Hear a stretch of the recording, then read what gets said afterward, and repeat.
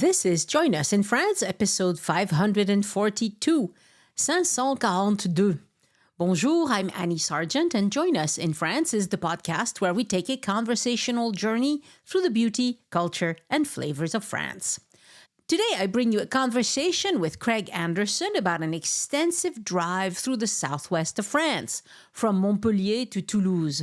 Discover hidden gems, delightful food tours, UNESCO World Heritage Sites, Cathar castles, and vibrant cities.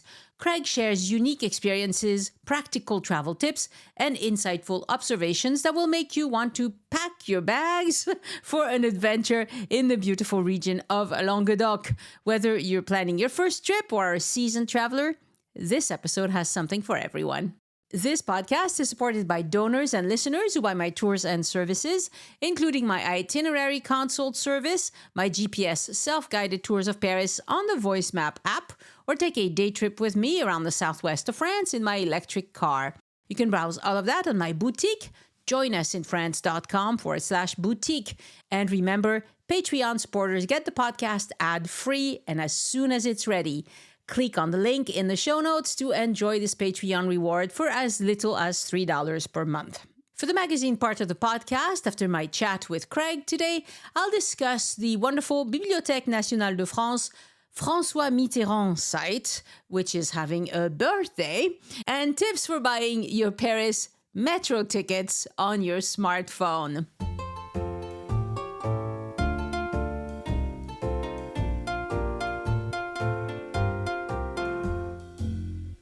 Bonjour, Craig and Pamela Anderson, and welcome to Join Us in France. Bonjour. Good morning. Wonderful to have you on the podcast. We're going to talk about your extensive drive through the southwest of France, which included Toulouse. I love to hear that. You went to a lot of places. So when did your trip take place? It was late October and early November of this past month. So 2024, very recently. Yeah. So we have hopefully some very recent updates to what's going on in some of those places as well. Wonderful. And it was just the two of you? Yes.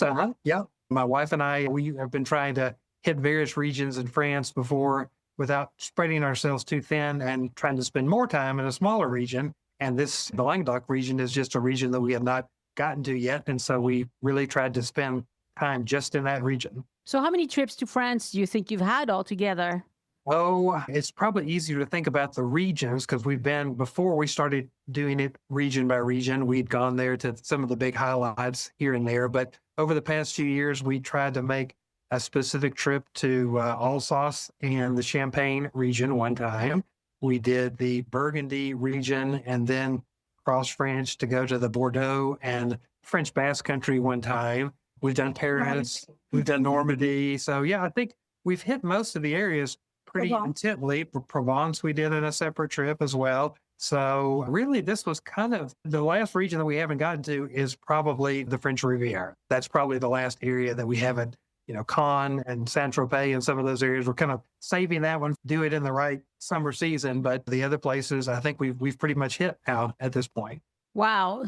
Still plenty to see though. I bet. Yeah. Well, France is, you can never get to, it doesn't sound like you went to the Dordogne very much yet. Well, actually, he left that one out. That was my trip that I planned. Most of the time, Craig is the itinerary planner. But the one trip that was mine that I planned from beginning to end was the Loire Valley and the Dordogne, and then ended up in Saint-Guilhem. So that was my trip. So yes, we've covered all that too. Wow, you do get around. That's fantastic. Okay, so on this trip, first of all, tell us how long you were in France for this trip. Roughly, we were there in this part for about 2 weeks. So starting in Montpellier and then ending up in Toulouse. I think you could do the trip shorter than that if you had to compress it. But we had a few days here and there that we could spread things out a little bit. For instance, in Toulouse, we stayed for 5 days at the end. But you could certainly make this road trip in a week or 10 days if you needed to. Right. So you weren't trying to move on every night. Like you stayed in the same hotels for a couple of nights or whatever. Yeah, I mean, we had the luxury on this trip of it wasn't that big of an area to cover from Montpellier to Toulouse. And so it didn't require a lot of, driving for long days. And so we sort of had the benefit of intentionally stopping and staying a little bit longer in some places, which certainly I would recommend if anybody's got the time to do it. We never really regret hanging out in a city and just sort of living there a little bit like a local. But if somebody said, well, I don't have, 2 weeks to just meander through that, or I'm trying to fit this trip into a bigger trip, I think realistically you could do the Montpellier to Toulouse trip in 10 days if you needed to and hit most of the stuff that we saw. Yeah, yeah. So you went from Montpellier to Saint-Guilhem-le-Désert to Sète. Yeah, so the first stop. Let me just read off all the names. So you went to Montpellier, Saint-Guilhem-le-Désert, Sète, Béziers, Loupion, Carcassonne, Albi, Rabastens, and Toulouse. So there's a few in here that we haven't talked about very much on the podcast. So that's really interesting. So take it from the beginning and tell us what you enjoyed the most. So the first stop was in Montpellier. That was our first stop. And we stayed right in the middle of the historic core, which is what we always try to do.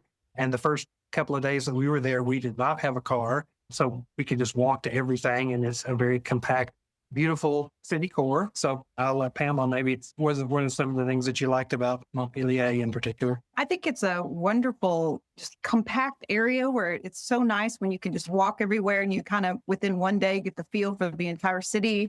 Great little shops for the ladies that like to shop. Yeah. Here, beautiful, some Roman things, just very beautiful city. Worthwhile having a stop there for sure. Right. The things that I would say about it that I liked was you get all the normal favorites: French food, French architecture, Arc de Triomphe. I mean, a lot of very pretty buildings that are sort of classic French looking, with a very nice large museum that's there as well. The Fabre Museum was a very nice museum. So you could do all the sort of normal French things that you might like doing, maybe in a less hustle and bustle city. But also the interesting thing to me on both Toulouse and Montpellier was because they're university cities, there was such a feeling of vibrancy. Sometimes when you go to a place, because a lot of times you're going off season on purpose to beat the crowds, but sometimes you get to places where it feels a little quiet because it doesn't have that tourist life, because that's the only reason anybody goes to that place. But these cities, you didn't get that at all. There were people, shops, bars, restaurants, everything looked very nice and hip and modern in some ways because of the student population. Of course, there's a lot of beautiful old buildings and all the history that's there, but it felt very vibrant because of all the student population that were there and great food choices. And then the other thing that I thought was interesting about Montpellier that was different from some of the places we've been to is because I tried to string along the Camino de Santiago stops along this, and because that's kind of one of the things that I like doing. And, so I'd already mapped out all the places that you could go to on the Camino. And I did a few hikes during this trip, like a day hike to just hike part of that particular Camino. So that was fun to kind of see some of those things, which you only get if you happen to be on one of those historic cities that happens to be on that path. And I kind of plan some of these towns to hit some of those spots. Sure. Yeah, it's true that Montpellier has a very lovely student city kind of vibe, and you were there right at in the middle of that. I think it makes it more lively, and it has a very big school of medicine. Yeah, pretty much we did all of Montpellier in one day. So we did a walking tour, and then we just explored it ourselves.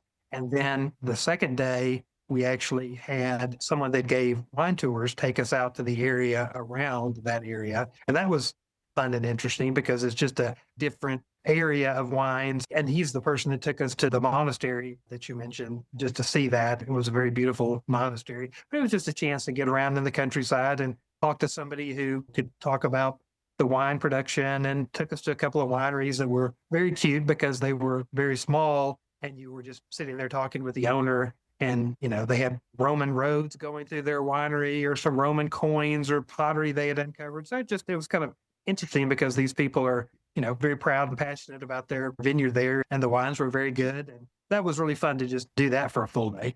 Right. So you found a tour guide that you hired through the tourist office, or? I just found it on Airbnb experiences, but they're pretty easy to find. And easy to go into TripAdvisor or Viator or Airbnb experiences. I mean, I usually do a pretty detailed research list, and you can always find somebody that is doing something fun. And this, it was just the two of us and the gentleman, and it wasn't that expensive. He took us to his house that he lives in with his parents, and his mother made us this wonderful meal in the middle of the day, all with really local fresh foods and a bottle of wine. And so it's kind of fun, kind of in the countryside at somebody's house, having a fun meal in the midst of everything. So yeah, Yeah. we enjoyed doing that. That was fun. That's really different because I do take people on tours, but I don't bring them home to have a meal. That would be weird.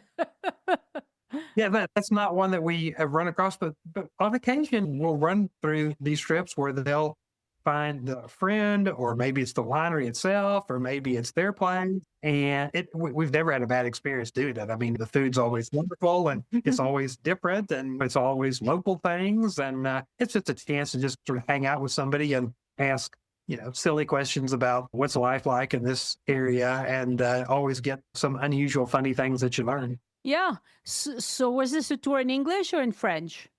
Yeah, he spoke perfect English. And I think I sent the outline to you on the show notes. I mean, if anybody wants to reach out, I mean, Bernard gave great. He was wonderful. He was wonderful. So much information. And, you're just driving around and somebody just pointing out, oh, yes, this is what this wine production is like now. It used to not be that way. And, here's this little town square. And, oh, yeah, here's what he took us to another little church that, we would have never found in a million years in the middle of some little small village. It's always just finding some out-of-the-way fun things to see. Yeah, that's great. Yes, I'll include your specific recommendations on the show notes, and I'll probably do a guest notes because you did send very good guest notes. Like you really did your homework. Congratulations. That's really cool. But yeah, that was kind of our 2 days in Montpellier, one in the city, one sort of seeing the countryside, and then I kind of got back early enough that one day where I could walk a part of the Caminos. And it's always easy to do that if you're interested in that. You can find where the path is and just follow the markers, and can see the Camino shell and where it goes and all the things that leads past. So it's usually fun to kind of do that. Even if you don't hike it out of the city, if you find some of these cities that it goes through, it almost always goes through all the highlights that you would imagine that would go through. So you just follow the little markers or the shells right through the middle of the city. And, it's kind of a fun walking path to do, even if you don't want to, do hardcore hiking. Definitely. Wonderful. So you also went to Sète. Did you pick up a car at that point to go to Sète, or did you take the train? Yeah. So after we left Montpellier, we knew we would be more in the countryside. And so we just picked up a rental car right in the middle of the city. It was very easy to do that. Hopped in the car and then drove to Sète, which was not a very far drive at all. So we drove first to the hill that overlooks the town, because I thought, well, that would be a fun way to sort of orient yourself to what it looks like. And that was just a little detour to go up the mountain. And you could see all the city laid out at your feet with the lagoon and all the oyster farms. And you could see the canal sort of laid out through the city. You could see the Canal du Midi coming through it. So it was a fun way to just sort of, and it just took a little detour. You go up there and park your car and hop out and look at it. But it kind of was, for me, orienting what you knew you were going to see, but you could finally see it for real. And that was kind of fun to see it. And then we drove right back down to the town, 5 minutes down the hill back again. And then we just parked right near the market hall and then just started exploring Sète. Wonderful.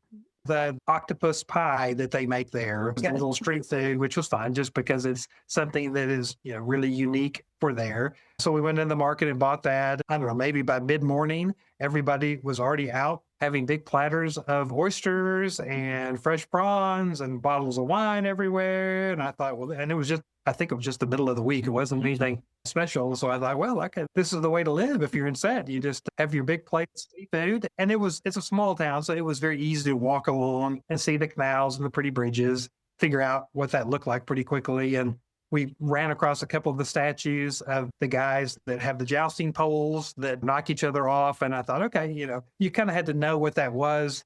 But I had already done so much research that I knew exactly what that was. And you're like, oh, okay, yeah, that's kind of fun to imagine them going down these little canals, knocking each other off with sticks in the summer. It's like, I'm sure that's fun to watch. So.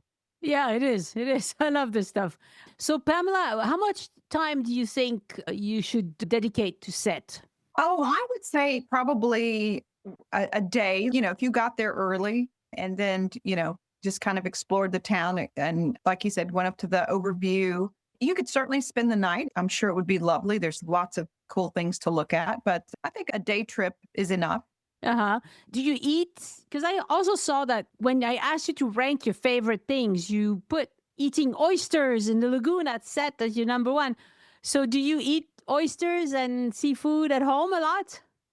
Seafood, yes, but Yeah. I mean, neither one of us are big raw oyster fans at all. We may have eaten them a couple of times for some, interesting occasion, kind of like this one was. But I mean, I think if you were through this area in the summer and you really wanted to do a beachy type vacation, then this would be a fun home base. Because we actually drove down to where the sandy spit is outside of the town. It just stopped at a random place and just walked out to the beach. And I was really impressed with how pretty the beach is. I mean, just goes on and on and on. It's very sandy. It's like pretty waves coming in. It's not a rocky Mediterranean type of beach. And so we thought, oh, okay, well, if you were here prime time in the summer, I'm sure that'd be a great beach to go down to.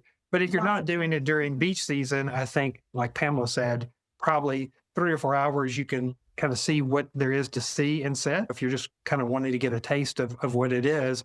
Because as you said, I knew because I'd done all the research to find the oyster shacks. And that was a real cool experience right outside of Sète to just find one of these, basically a wharf that's over the water.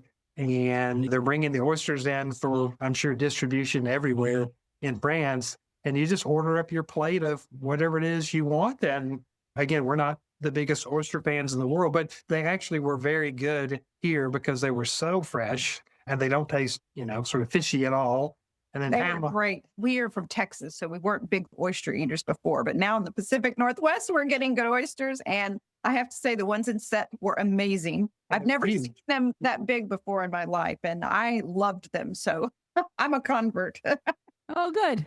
And it was fun because you're sitting there looking over the water back towards Sète. You can see the lagoon. All the people are zipping back and forth in their boats as they're doing their oyster harvesting. And then they probably brought Pamela's favorite dish, which is cooked mussels as well. So we had raw oysters and a big thing of cooked mussels, steamed mussels with a big garlicky sauce that was really good. And their local white wine, which apparently that's the wine that you must have if you're going to have the oysters. So it was a very, kind of classic Sète experience that if you were in that region, I think you would definitely go do that because it was fun. We went to the Tuberich Oyster Shack, and there's a couple of locations on that. We went to the St. Pierre one and Lupin, but there were 2 or 3 on the lagoon when I was doing the research that you could go to. And I don't think you had to make reservations the time of the year that we did it, although we were there in the middle of the afternoon, in the middle of the week. It was maybe a third full. I don't think we would have had to have reservations, but I would imagine that if you did that during anything that would be more like prime time, I would think absolutely you'd probably have to get a reservation to do that because it wasn't that big of a place. And I bet people are like lined up to do that know that that's a thing to do. Yeah, I'll put you were very good. You put the exact names and everything. So I'll put that in the show notes or in the guest notes so people can find it if they want to. I haven't actually done this, which is silly because I go by there. As a matter of fact, I'm going to go by there again on Monday, but I'm probably not going to stop. That's the thing. There's so many places where I could stop, but that was an excellent choice. I'm glad you stopped there. It was just very relaxing. And, if you could just sit there and hang out and just look at the pretty ocean almost any time. So, and it's right outside of Sète. So it made it very logical to just pop in there and do it. But you do need a car. Yes. But at that point we had a car because then we were on the way to our next stop, which was Béziers. And so to get to these kind of stops between there and Toulouse, I just think having a car is really helpful. Yeah, I mean, you don't have to have a car, but it's really helpful. You can do so much more when you have a car. That's what you can drive to the top of the mountain. You can go to the oyster shack. You can go to all these little strange places. Or if you see something, you can just stop and turn off and take a look at it. So it's so easy to get a car there, and it's relatively inexpensive. We just almost always do it. And it sounds like you enjoyed the old part of the town of Béziers. How compare the feeling in the maybe Pamela, tell me the different feeling between Montpellier, Sète, and Béziers as far as the type of city that it is.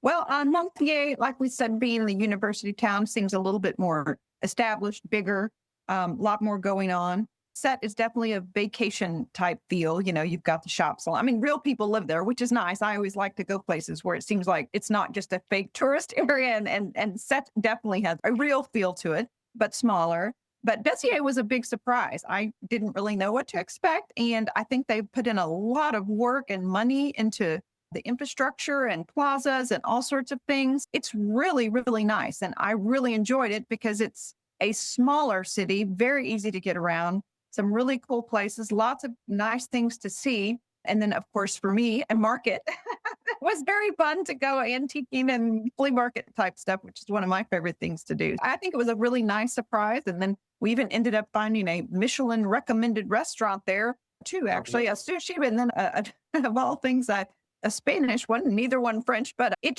had a lot of offerings. I think that would be a definite place to stay an overnight, spend a day there, and especially if it's a market day, in my opinion, or a day when the churches are open. That was our one problem. We kept going. The churches were all closed when we were there. A lot of them, not all of them. It was really pretty. And very well It's a done. very compact historical town with the cathedral kind of perched on the promontory above the river. And then you can do the path that they've now built that was very easy, seemed relatively new, that takes you right over the old bridge. And then you can look back up over that old bridge. It's beautiful. It's stunning to look back up at Béziers and all the old architecture that's there. So I thought it was really, really pretty. And it had a bunch of Camino stuff in it, that's not even on this Camino path that I was on. But, you know, like all these little towns, they all connected to it somehow. And so I ran across a bunch of Camino stuff just wandering around, and that was fun.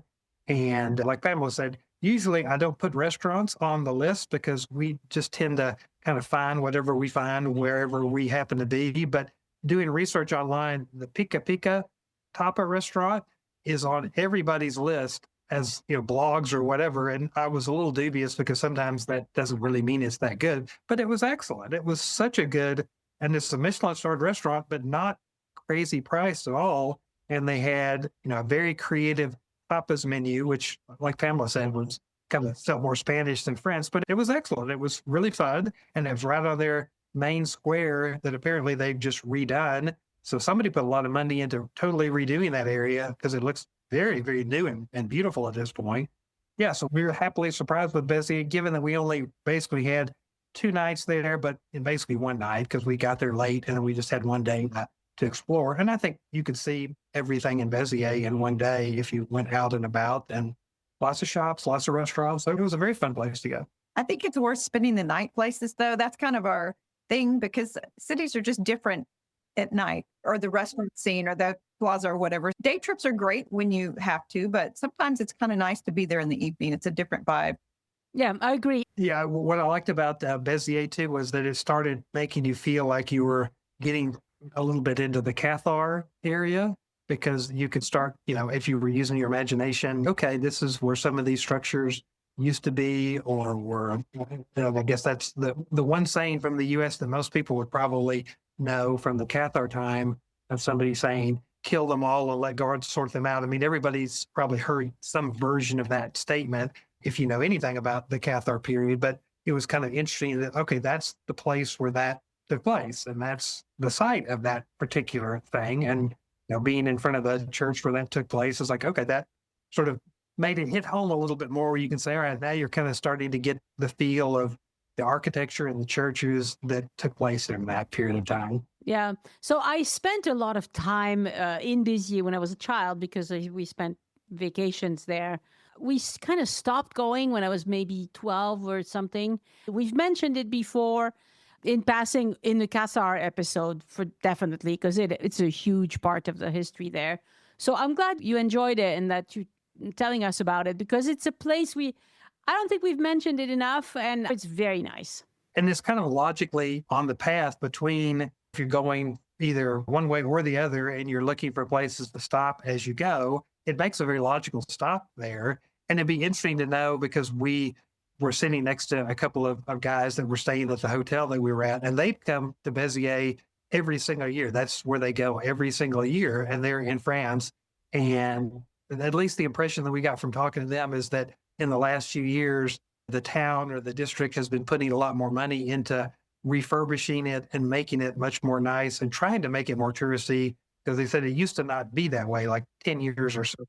That's right. But in the last couple of years, the impression that we got was that they've really, spruced it up and made it very nice so that they could attract tourists there. So it would be interesting to see what your guys' take was. When I was a kid, Béziers was very blue collar. You didn't go there to admire the scenery. It had a lot of history. It has a lot of historical buildings, but they weren't maintained to the standard that, for example, Narbonne, which is very close, and you didn't stop at Narbonne. Most people, I think most visitors would stop at Narbonne and not Béziers. So it's interesting that you picked Béziers over Narbonne. It sounds like it was a good decision for you. I was torn between that since I'm a planner to try to pick where we're going. And the only reason I didn't pick Narbonne is because the prior trip that Pamela was mentioning, we had stayed in some of the areas in Provence and Orange and some of the things. We'd seen some of the big Roman sites there. And so I thought, well, we've seen that side of it. And so I kind of wanted to go to Béziers because it was more, medieval Cathar feeling, at least from what I could see from looking online. It would kind of have been that flair. And I'm glad we picked it because it was really interesting to go there. Yeah. Sounds wonderful. Okay, where to next? So then we got up the next day, and that was our journey that we were going to go to Carcassonne by the end of the day. But on the way, because as you mentioned before, we had a car, that gave us some opportunity to kind of explore. So the first thing that we went to was Lastours, the Cathar castles up there.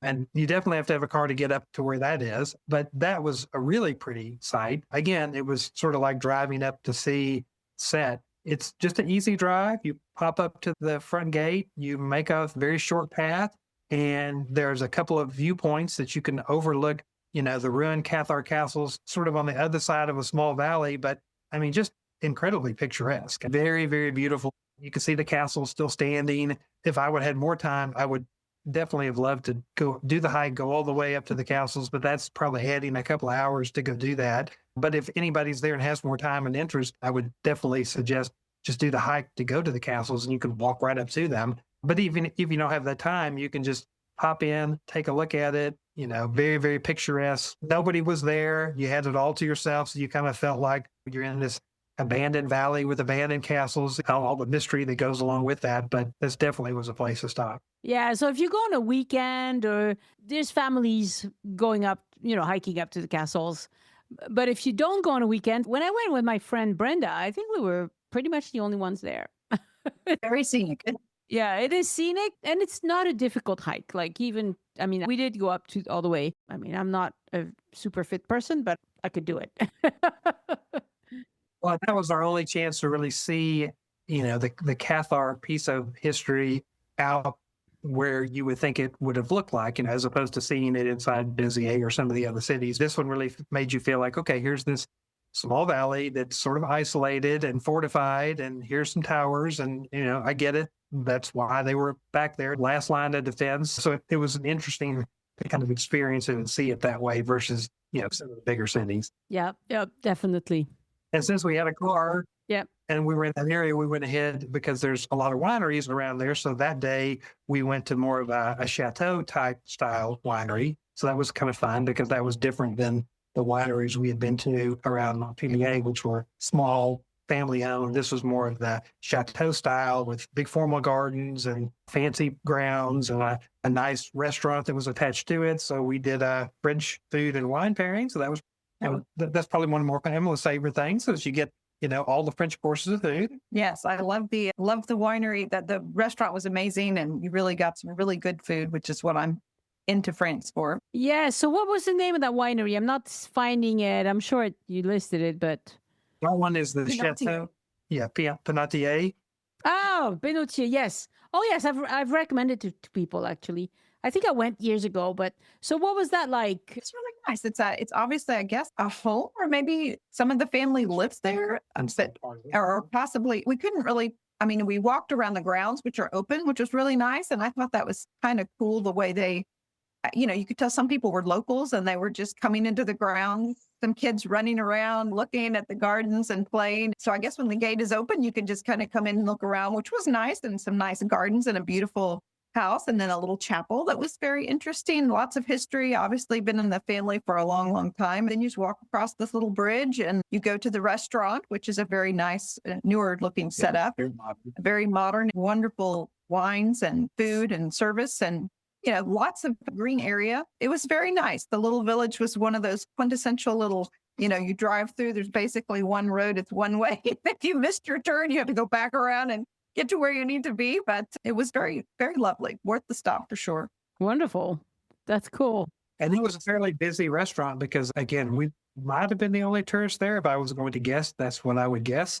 Maybe there might have been 10 tables in there with a very nice set menu of very nice French foods.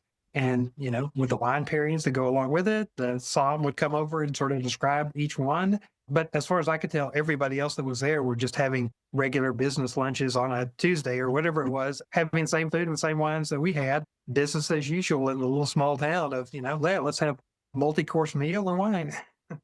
That's right. Why not? If you have a visitor or you host a meeting at work or something, you definitely take them out to a nice place, of course. Wonderful. Okay.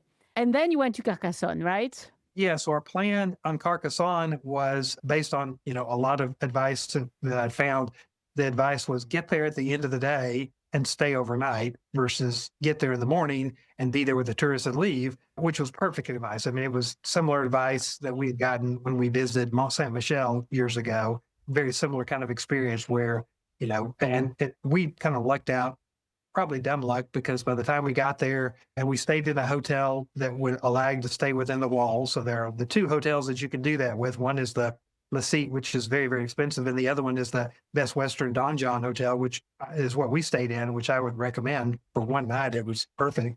And so by the time you kind of park your car close and walk in, we just headed to the ramparts, the museum first. And luckily, we got there just as they were saying, well, I don't think you're going to have time to walk the ramparts and do the museum and castle. And we said, well, we're going to try it anyway. And they now have the ramparts open. I think this year is the first year that they've now got the entire ramparts all the way around that you can walk. So apparently that hasn't been the case for a long, long time.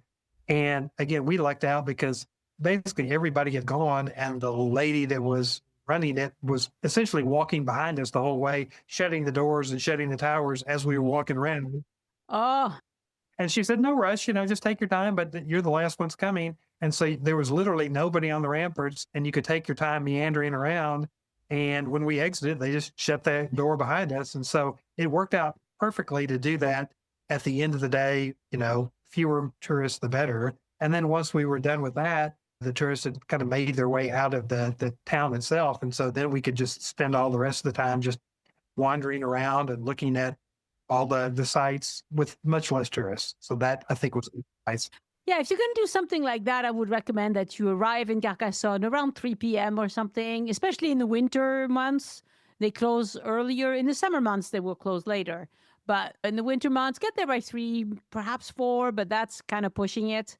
And then go straight to the Chateau Comtal, visit that, do the walk around the ramparts, and then you can look around. The little shops will probably stay open till 7 or something. And we were very much there, I think, probably off season. And so I kind of wondered, how many shops and restaurants would be open, but there were an abundance of those open at night. So there was no problem at all finding a place to eat and shop. Yeah, I think seeing the ambiance from the night and then kind of walking back outside the gate. I did that after we had dinner. I kind of did another little stroll and looked at it all lit up at night. And it's very pretty at night. It is very nice, yeah. And if you walk out, they don't actually lock down the city. It's not medieval times anymore. People ask me this about the Mont Saint-Michel as well. Like, am I going to be able to walk in the city or they close down? No, they don't.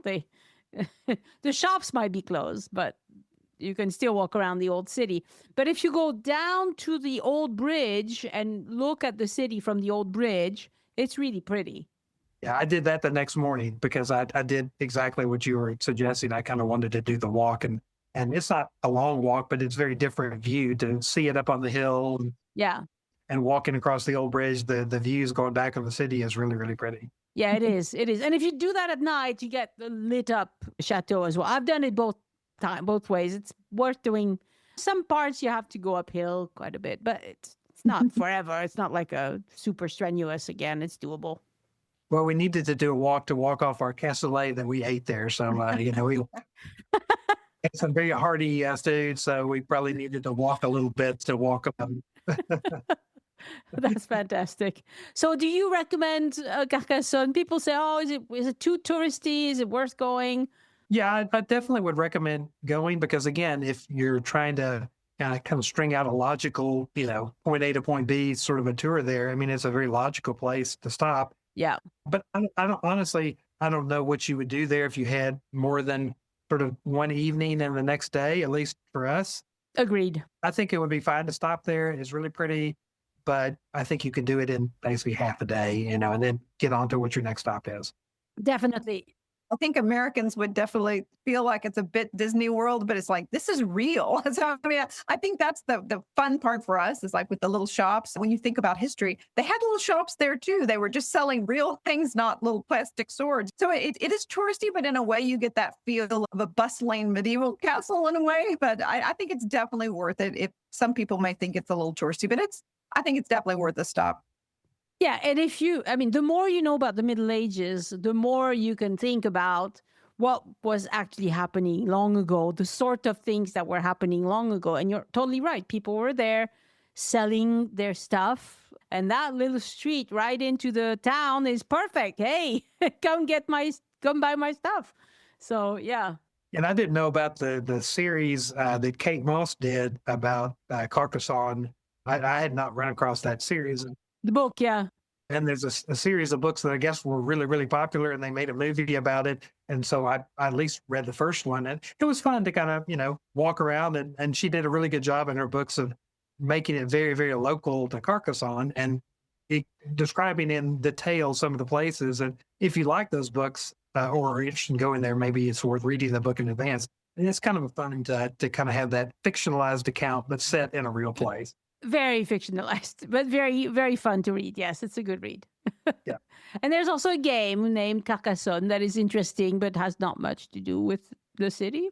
We have that game. That's what was kind of funny when we told our son, we're going to Carcassonne. He's like, oh, so yes, we have that one. It's a good game. It just takes a long time to play, which is why we haven't played it in a while. But otherwise, it's a fun game. Wonderful. What came after Carcassonne then? I assume Toulouse. So while we had the car, that was the day that we drove up to Albi. Ah. So on the way, we headed up to Albi first, and knowing at the end of the day we were going to turn in the car, so that was the last chance that we had to kind of do everything in the countryside. But Albi was beautiful. So we drove up there, stopped. The cathedral is amazing. It's beautiful. I'm not really sure I can probably do it justice describing it, but I mean, it's really, really beautiful, impressive. The murals on the back with the Last Judgment was completely amazing to see. It's such a distinctive looking building from the outside where you think, yeah, I think anybody that, wasn't getting with the king and the Pope probably thought, this is a little imposing, so we better adopt the program. So it's interesting to see. I think that it's worth going to because it's just so different than any you have cathedrals all over France and they have a certain look and they're beautiful, but this one is just so different. So I think it is definitely worth a stop. Mm-hmm, mm-hmm. Did you go into the Toulouse-Lautrec Museum? No, because we somehow didn't have our timing exactly right. So we should have done that first, but instead we walked up to the cathedral first. And then once we started looking at it, then we kind of got carried away with looking at it, and then so much to look at. And then when we finally came out, it was lunchtime. And we thought, well, should we get lunch? But then Pamela volunteered to go over to where the museum was, only to find out that that's when it was closed. It had just closed. And so we thought, well, I guess let's just get lunch here, which we did right in the shadow of the cathedral. So it was beautiful. It was a beautiful sunny day, just looking up at it the whole time. And then we thought, well, we either need to sit around for an hour or we need to get on to Toulouse, and there's a lot of stuff to see there. So we missed the museum. Just because we should have seen it first and then done it in the reverse order, but that's not how we did it.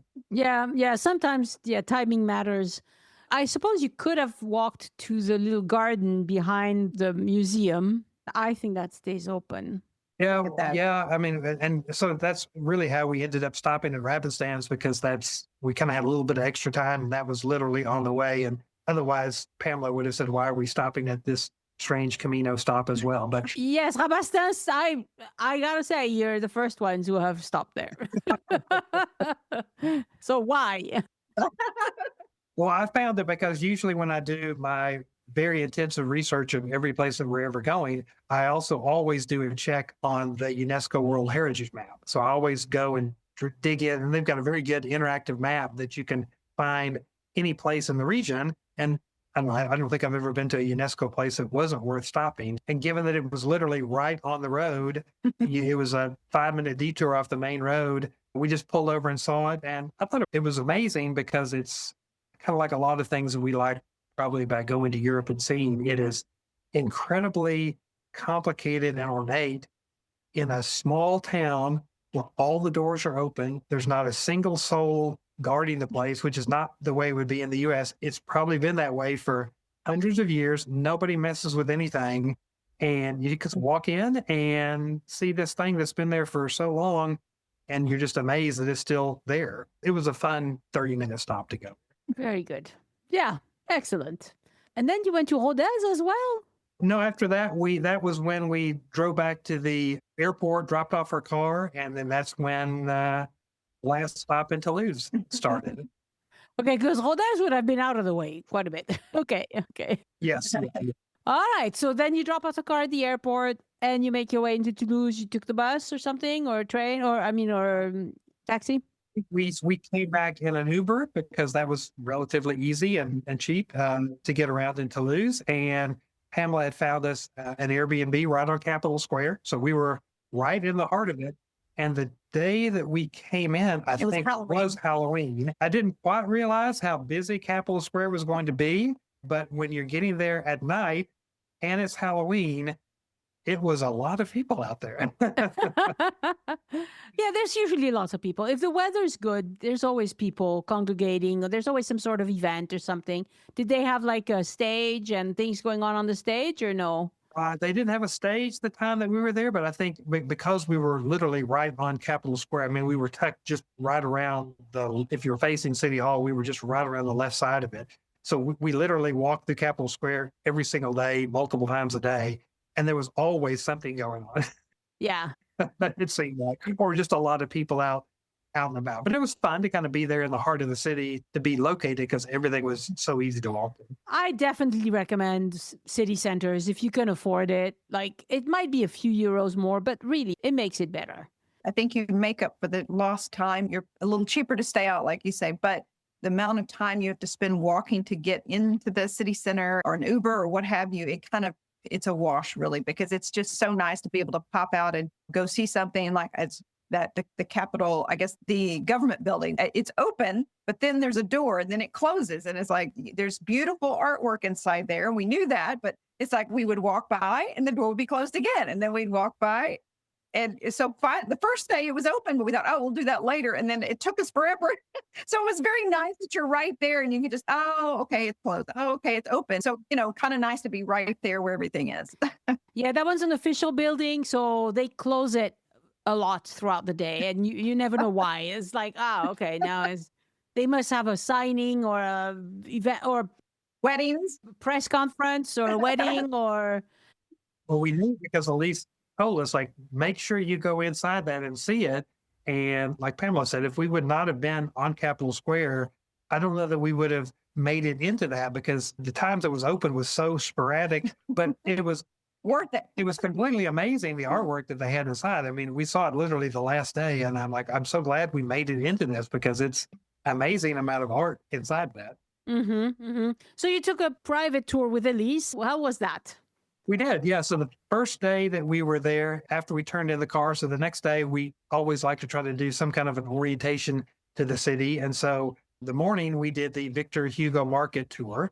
So that was, seeing the market, and it was a food tour, but it was very fun. It was a tour that was done in a way that I had not gone on a food tour before. So we went into the market with a small group tour and went to all the stalls that she recommended and essentially made a picnic basket, and then came out of the market and then went to a wine shop and then basically had what we found at the market and sort of had a little picnic. That was a lot of fun and a fun way to do it. Nice. And it was a good way to have lunch too at the same time. What company did you do the tour? Oh, it was Jessica. I know her. Okay.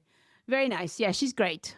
Yeah, it was a lot of fun. And, all the places that we went to were very unique and, describing the unique Toulouse sausage and the unique Toulouse cheeses and the unique wines. I mean, that was a great way to do that. So she has a company called Taste of Toulouse, and you can find her at tasteoftoulouse.com. I know her. I've known her for years, and I've intended to have her on the podcast for a long time. And I just, too many people on the podcast. I don't know. Well, I would highly recommend them because the food tour was excellent. And like I said, it was fun because they did it in kind of a market way that's sort of different than the typical, stop at 10 different shops and have a little tidbit, which are fun too. But it was a good way to see the market and all the things that they had there locally. And so once we were full, then we met up with Elise that day. Well, I'll add one thing. We went to a cheese shop. Is it Xavier? Xavier, yes. Yeah. It was amazing. That's the good one. So there were a few shops outside of the market, and that was the highlight of the food tour for me. I liked it because they had the cheese expert that had the collar, and he happened to be there that day. Their father was there, so the godfather of cheese, I guess, was there that day. The godfather of cheese. With his official collar that signified, that level of expertise of cheese, and he was showing us around some of the cheeses. So it was fun. That's wonderful. Then we were all full and ready to go, and then we met up with Elise, and hopefully we had a good time for her as well, because what was a 2.5-hour tour, I think 4.5 hours later we finally ended up at the bridge, and it was excellent, and we were happy for every minute that she was giving us the tour. But that's always a great way to start any tour, of some kind of an orientation to the city and the history and the lay of the land. And so we got to see a lot of that walking tour, so that was great. Yeah, and if perchance she's not available in person, she also has a voice map tour. But she likes doing the in-person stuff a lot, so that's great. Elise was great, a lot of fun. I mean, so much information and history, and at least for us as Americans, it's sometimes fun to have somebody that's lives in another country but just happen to be from America, because a lot of the questions that you have, they're like, "Yep, I thought the same thing," or something that you're probably thinking about because you're from America, but this is a different way that we do it here, and so it was fun to have it that way. It is true. Just today, I was listening to a podcast about Spain, travel to Spain, and it was two Spanish guys talking. And I thought, this could almost be Join Us in France, but for Spain. Because people ask me all the time, is there a similar thing for Italy or Spain or whatever? And it really wasn't, because they hadn't lived in the US. So they didn't know. They weren't aware of the things that Americans would want to know about. They were just telling you, they were just two Spanish guys who spoke good English, really good English, but it was a little too Spanish, I thought. See, that's the thing. You have to be, it's good if you're local, but it's also good if you have the perspective as well. Right. Yeah, so I think the food tour and the walking tours are always fun to do. And there's one more that I would mention in Toulouse, because I've never gone on a food tour like this either. But a couple of days later, we went on a food tour called Toulouse Gourmet Tours. Mm. And this is a gentleman, and he's got a website. So if you just Google Toulouse Gourmet Tours, but he is a chef who is now in Toulouse, and he has a bicycle with a big cargo box in the back. Oh, yeah. And he goes around Toulouse and makes on-site little tapas type dishes that are extraordinarily good. And each one sort of has a history or a tie-in to what it is you're looking at. So you'll be in front of Saint-Sernin or the Capitol Square or something like that, and he'll whip up this dish, and everybody around is looking at you thinking, how do I get on this tour? He's making this very nice little dish, and then he's got a very interesting set of, stories about what went on in that place. And they're all a little bit off the beaten path stories. So they weren't like, here's this cathedral and it was built by this guy. You probably could have known that just by looking at it. All of his stories were some obscure, but very interesting story about, here's what happened here, and here's what it has to do with, chocolatine or something like that. And you're like, okay, well, that's very interesting. But that was a lot of fun to do that. I've never been on one that sort of blended intense history with very interesting dishes at the same time. Sounds wonderful. So we have to stop talking. We've been talking a long time, but I would like to know, when's your next trip to France? Or are you ready to move on to a different country, I guess? Well, we don't have one in the hopper on the agenda next, but but definitely in Toulouse, we really enjoyed that a lot, and there's so much to see there. Wonderful city. Yeah, I mean, so we had 4 full days essentially there, and you could have spent longer because there's just so much to see there. But it's a big, vibrant city with tons to see, and now we'll have to be trying to figure out the next place to go to in France, I guess.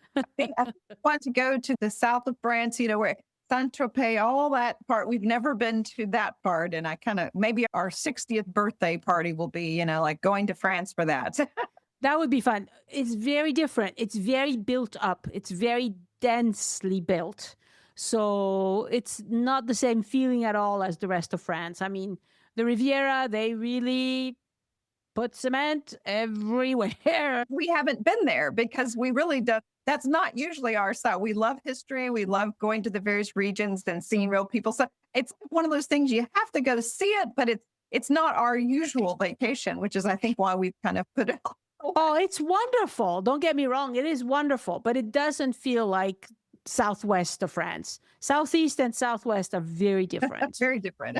Yeah, we've a lot of times that we've gone to France, as I mentioned, we end up doing it on the not prime time, partly because that's just when our schedule allows, but also on purpose to try to avoid the crowds and the heat, because we've gone enough places where we're just kind of done with crowds and heat at this point, if you don't have to do that. So we've ended up going to a lot of places in France, either the March, April timeframe, which maybe isn't the optimal one, but it ended up being great times to go see a lot of places in France. And we've also tried France several times in the October to November time period, like this trip that we just did, or the year before we were in Alsace in Champagne in the same region, sort of the same time period, the end of October, beginning of November. And normally you might think like, well, that doesn't sound like the best time to go. But honestly, there's a lot of places in France, especially if you can include a big city like Toulouse or Lyon. Lyon was amazing. Yes. I mean, like just cities, there's always something going on. There's always something fun to do. And so even if you have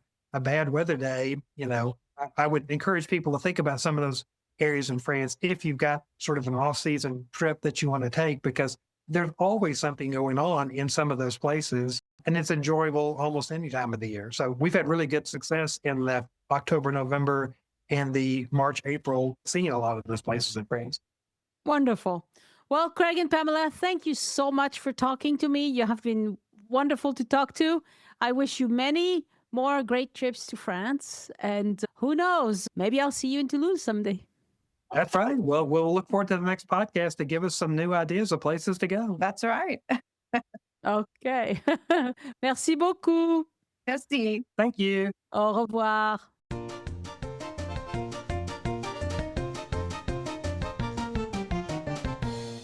Again, I want to thank my patrons for giving back and supporting the show.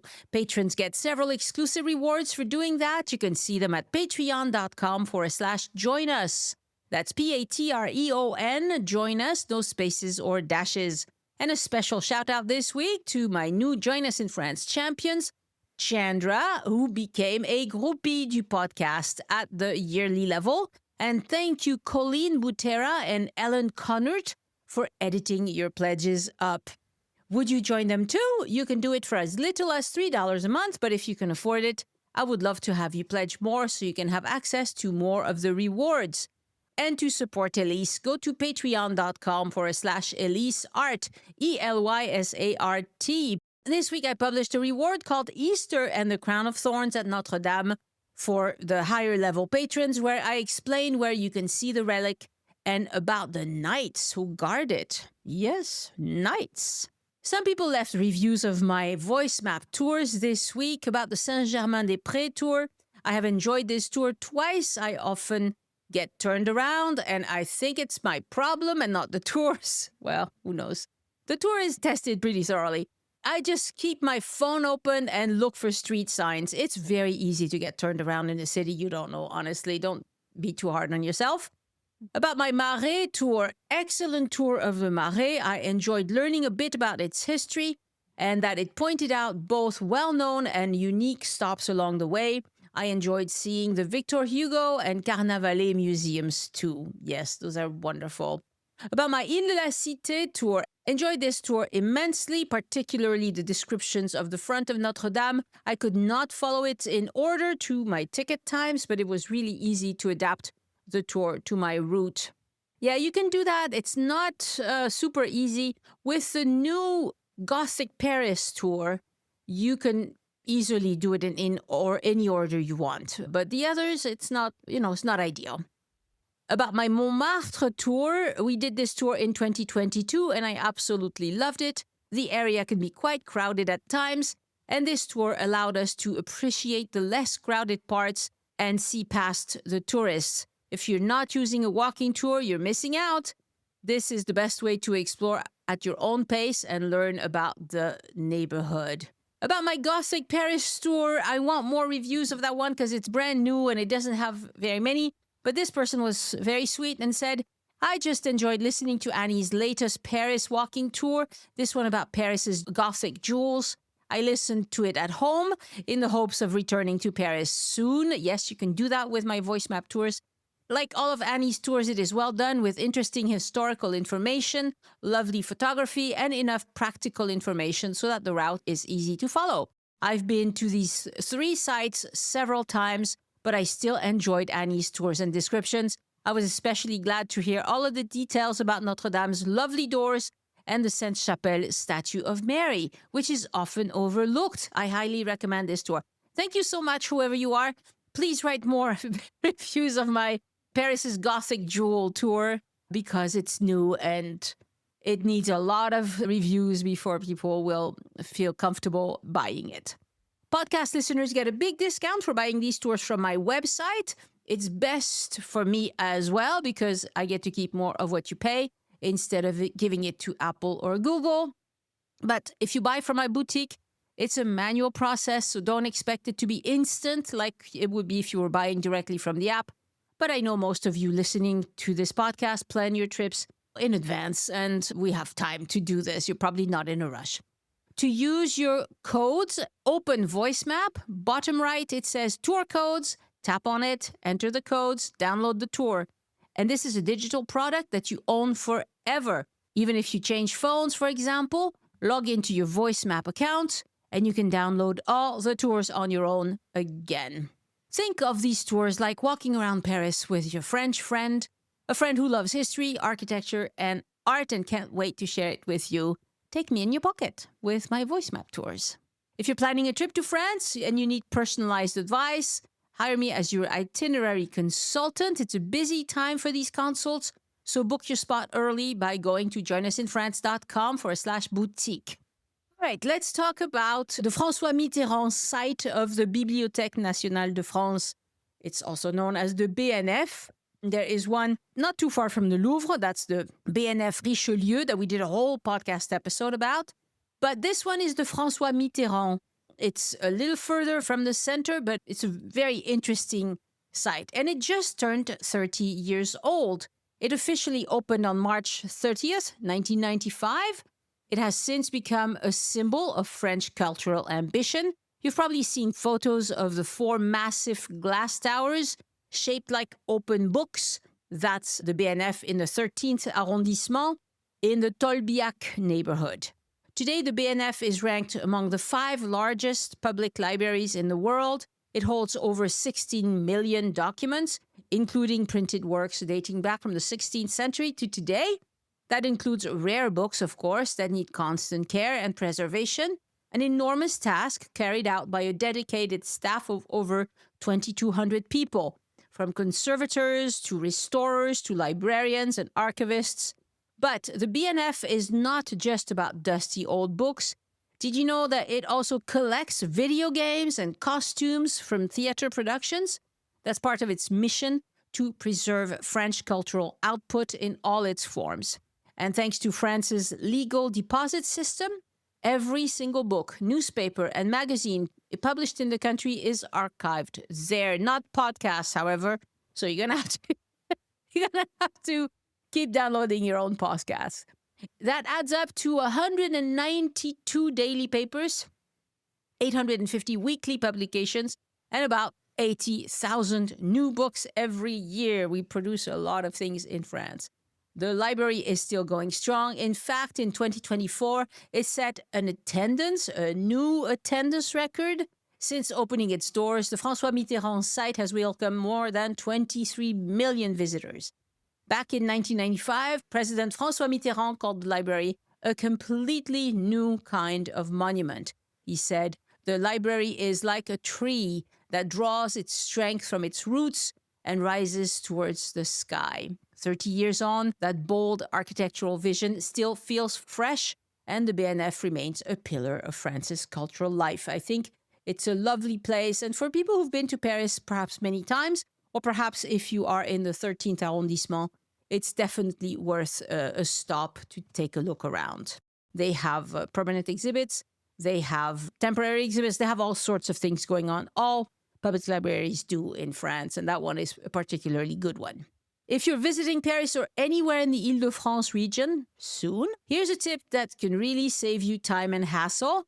Yes, you can now buy your metro, bus, tram, and RER tickets directly on your smartphone.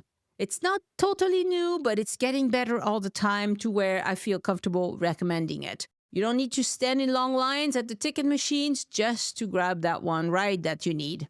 All standard tickets are available via the app. The only exception is the annual Navigo Pass, but that's usually for people who live in Paris. That still requires a physical card for now. So to get started, you have a couple of easy options. You can use IDF Mobilité, Bonjour RATP, or SNCF Connect. With SNCF Connect, you can also add your tickets to your Apple Watch. These apps are reliable, user-friendly, and they work across the entire public transportation network in the Paris region. And I was surprised that SNCF Connect, you can load tickets for the metro, but you can. I tried it. It works. It's new. As of January 2025, there's also the new prices. You can buy a single ride ticket for €2.50 for the metro and the RER, or €2 for bus and tram, and it's valid across the whole Île-de-France system. And Île-de-France is the Paris region. It includes Paris proper, but also several departments around Paris. If you prefer something physical but still convenient, and I end up recommending this to a lot of people still when I do itinerary consults, you can get the Navigo Easy card. It costs just €3, and you get the physical card, and you can load it with tickets or day passes. It's perfect for short visits. It's also very good for people who are traveling with children, for example, because they may not have their own smartphones, and so having a card makes life much, much easier. The bottom line is using one of these apps or Navigo Easy card will help you avoid the crowds and get moving faster. It's a smart move, and it will help you have a smoother travel in Paris. My thanks to podcast editors Anne and Christian Codovan, who produced the transcripts. Next week on the podcast, an episode about discovering France with Australian travel and food writer Alexandra Lalac.